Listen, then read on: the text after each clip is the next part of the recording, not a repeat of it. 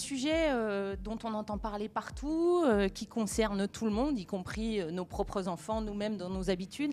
On va parler de l'IA, et notamment parce que l'année dernière, vous aviez publié tous les deux une tribune dans les Échos qui expliquait justement qu'il ne fallait pas prendre l'IA que sur le versant, j'allais dire technologique, mais aussi sur le versant humain.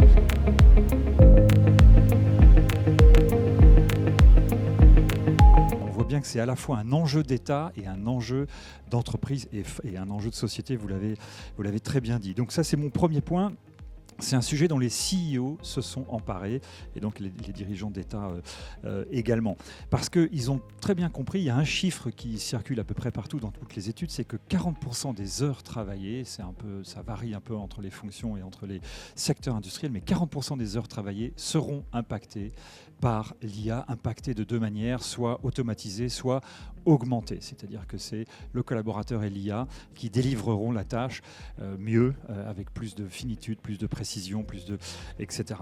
Et donc ce 40%, ça intéresse les CEO parce que là, il y a des gisements de productivité, de transformation qui n'existaient pas par le passé.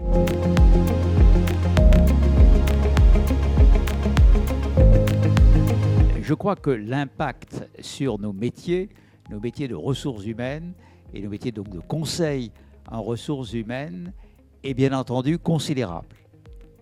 Il est considérable parce que l'IA, d'abord, va changer les modes de travail, donc va changer la manière dont les équipes sont organisées, dont le tout est hiérarchisé.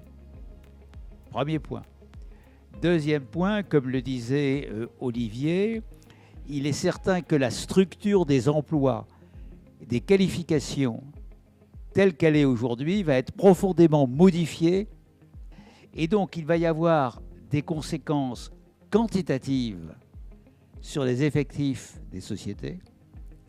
Il va y avoir des conséquences qualitatives sur la manière de travailler. Il va y avoir des conséquences organisationnelles sur les rapports entre la direction et ses salariés. Il va y avoir des exigences considérables sur la qualification des salariés dans ces domaines.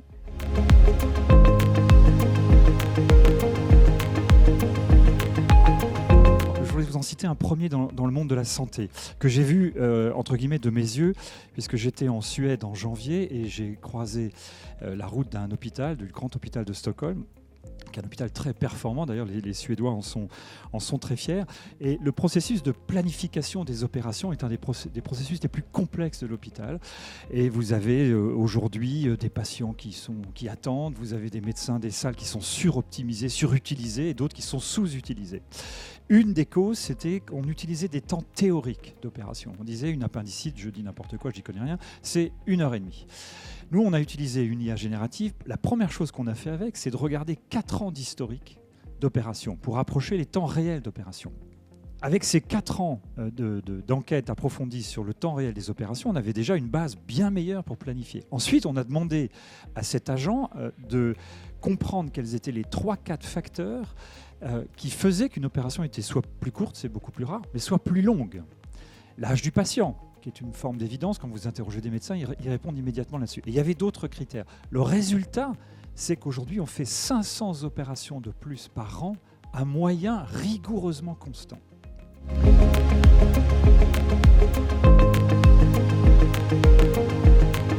C'est que compte tenu de l'importance des enjeux pour tout le monde, il est normal que les partenaires sociaux dans l'entreprise soient associés à la réflexion sur le présent, sur le futur, sur les perspectives et sur les modus operandi. Donc, ça ouvre des champs à la négociation collective.